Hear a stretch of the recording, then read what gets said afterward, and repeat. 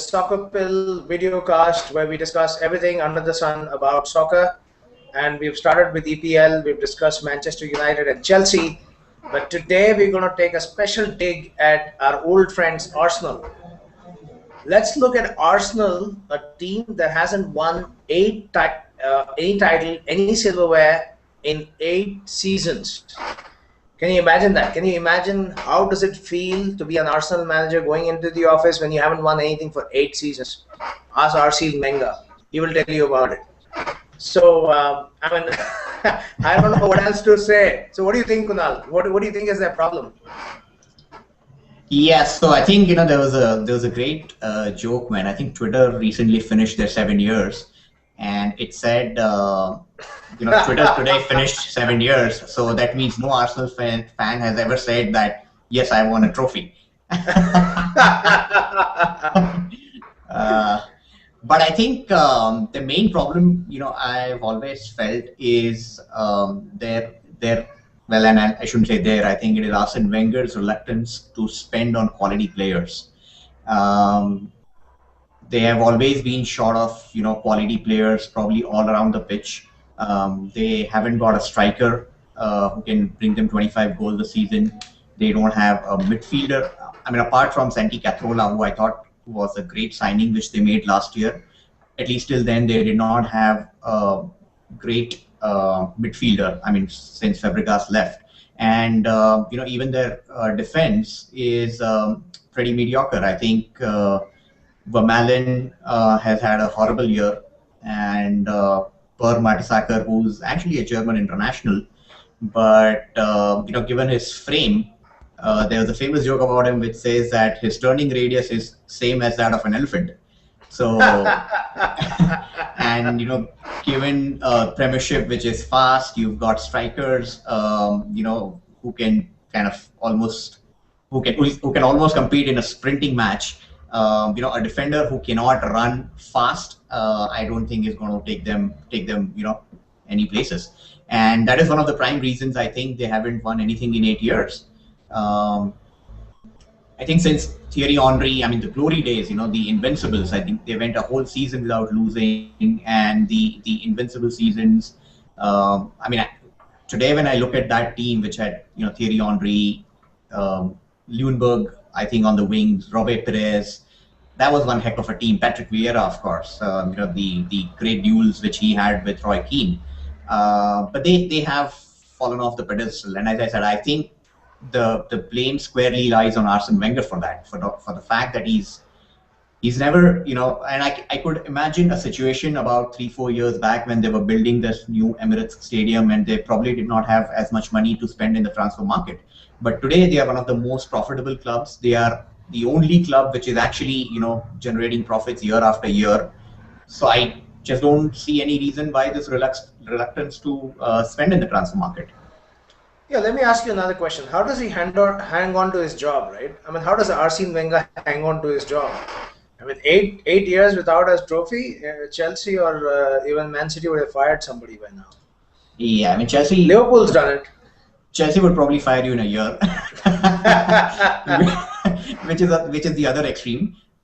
But yeah, the thing is, I think he's living on his past glories, and I don't disrespect the man. I think he's a great coach. He changed the way English game was played.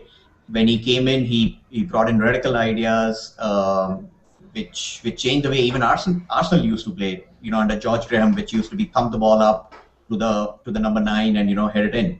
But as I said, from those days, it has gone downhill. So,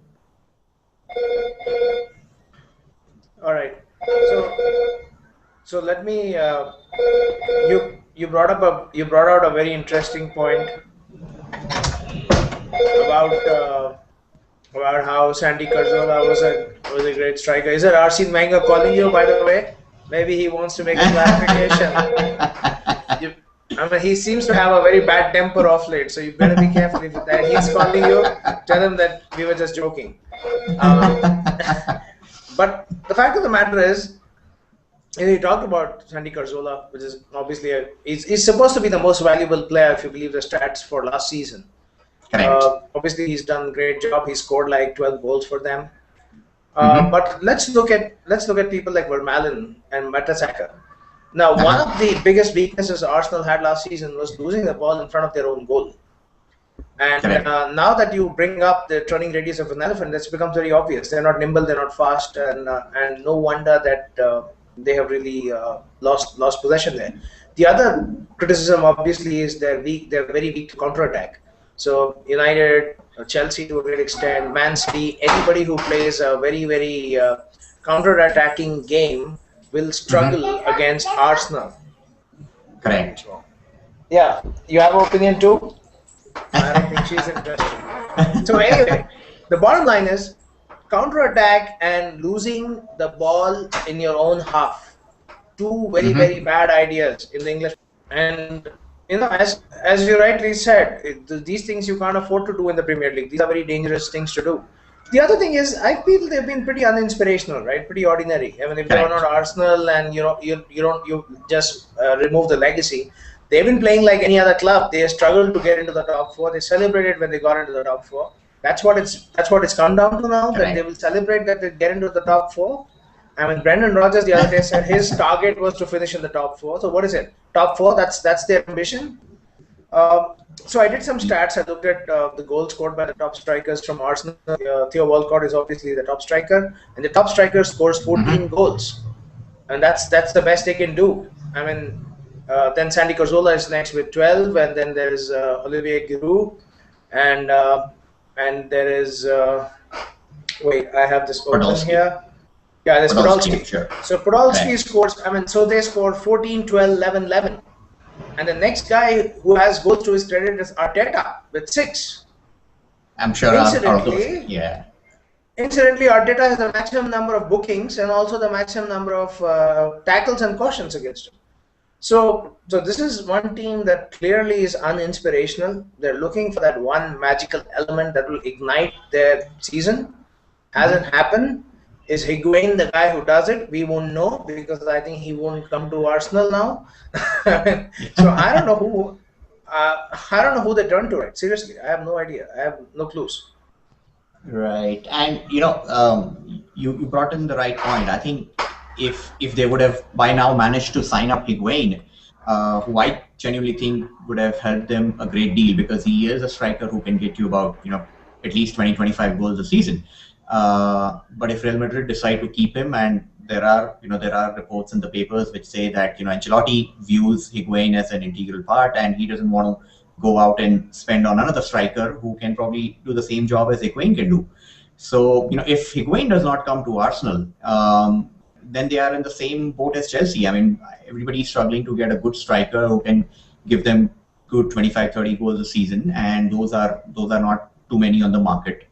So they will struggle. And as you correctly said, I think even from an overall perspective, I think they are a typical example of how an average side is. And I know a lot of Arsenal fans might come back at me not liking this, but if you look at the squad, and again I go back to the same point that apart from Santi Cazorla, I really don't think there is any world class player there. You look at all over the squad, whether it is your forward line, which is Giroud at the best, Podolski sometimes. Sometimes Theo Walcott, who plays as a striker. And then you go back on your wings, which is Gervinho, who Arsenal is now desperately trying to get rid of. Alex Oxlade-Chamberlain, who I think, again, is a great talent, but he's still developing. He's still young. He'll take about a few years. Jack Wilshere, great talent. I think he can fit into probably any team in the world on his day. But he's injured a lot of times. So apart from Cazorla and Jack Wilshere, who I think are the standout players and will probably walk into any team in the world, apart from maybe Bayern Munich, there isn't really a standout player which you can find anywhere across the pitch. Even they're struggling right now to sign a good goalkeeper as Szczesny's replacement, who has been at best inconsistent in a season. And I've already talked about their defenders. Who aren't, again, who don't inspire any confidence.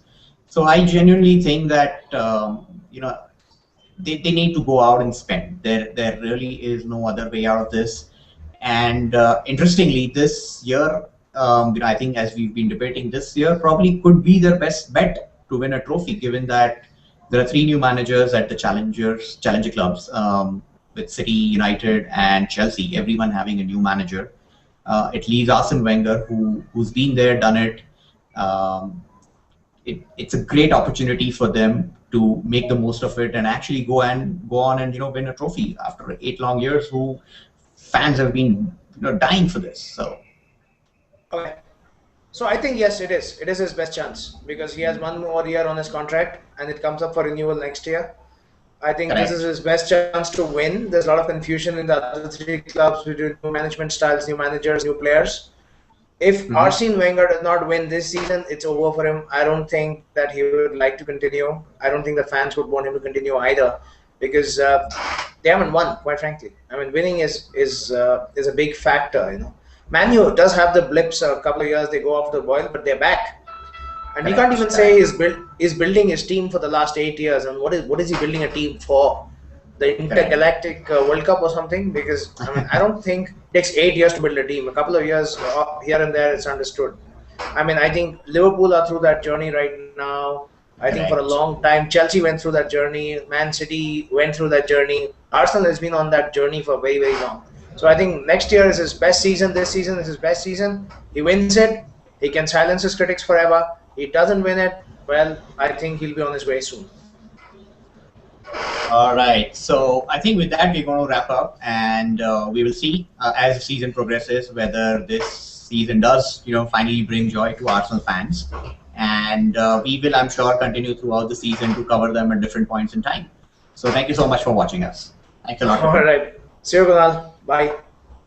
Hey, bye bye.